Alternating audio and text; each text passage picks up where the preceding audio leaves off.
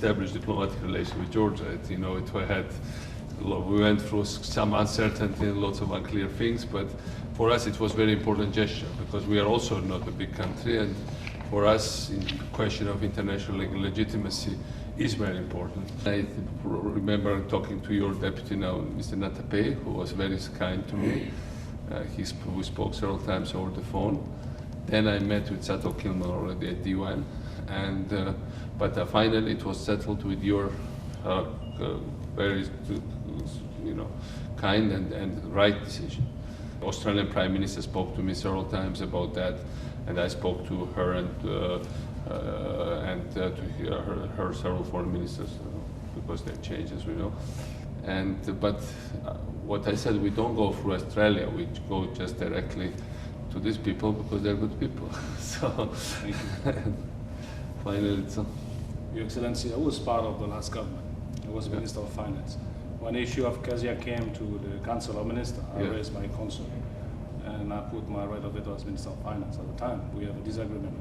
And I explained why we should not recognize Abkhazia, but we should recognize Georgia. So the Council was, at the time, very divided. This is why the Prime Minister, on one side, has announced that we should recognize Abkhazia, but we didn't have the consensus among the Council of Ministers. And I was one of very, opposed. But I want to put that on record because this is why, as the new Prime Minister, straight away, I asked my Deputy Prime Minister, also responsible for foreign affairs, to bring the Council paper to the Council, and the Council has made a decision to recognize Georgia. I tell you, this is for us a historic thing because first time ever, no serious country in the world so far, with one or two exceptions, had recognized any of this territory because it's illegal. But everyone was painful, you know that in Venezuela, Venezuelan opposition's main program was to denounce they are 1% short of their elections, but basically that was the only big country that went with it.